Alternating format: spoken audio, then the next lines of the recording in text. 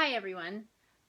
I made this paper so that you could see how you might be able to make a reference like this in your own house to help you with words that are words that you might have trouble spelling, or words that you use a lot that you might want to have an easy reference for, so that when you're sitting down to write your amazing stories, you don't have to get stuck on how to spell certain words. You can just look up at your chart. And what you're going to notice that I did was on some of them, hold it up a little bit, I wrote the alphabet, and then down here I wrote some chunks, like the TH chunk, the SH chunk, the ING chunk, the ER chunk, the OUT chunk, the IGHT chunk, and I left some blank so that if you come up with chunks on your own and you're like, wait, I need to make a new chunk word list, I can put it over here. So how might you use this? Well, when you're coming across either your reading or your writing, you might come across a word where you're like, wow, I don't really know that word, and I want to learn that word because I think I'm going to use it all the time.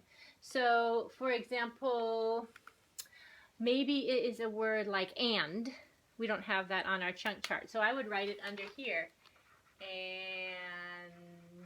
And I'd make sure that a grown-up helped me spell it correctly so that I know that when I reference it, I'm going to always spell it correctly. Another word you might come up with that is used a lot is the word was.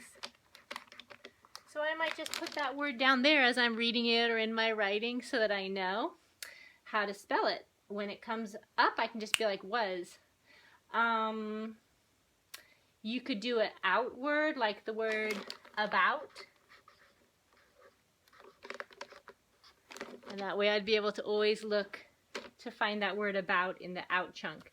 The other thing you can do is you can write common phrases. I didn't put this on here, but you could write common phrases, especially if you're writing a story or something. Like you could write here, once upon a time. And then when you're starting your story, you already know, oh yeah, that's once upon a time. I don't have to like try to figure out how to spell once upon a time every single time.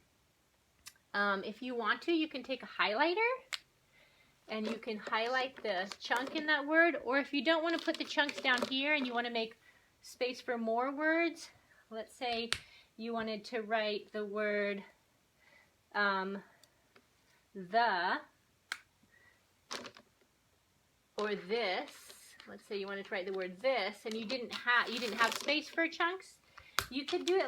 You could write the word this under the T, but then you could also highlight the TH to show, oh yeah, there's TH in there.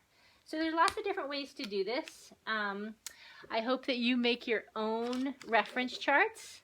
I, of course, have a gigantic piece of paper. You could put two pieces of paper together, or do it how you like. It's nice to have it all in one view, so I'm going to just bring my phone down a little bit so you can kind of see what we're looking at here. Okay, good luck and have a great time with your word wall. Bye.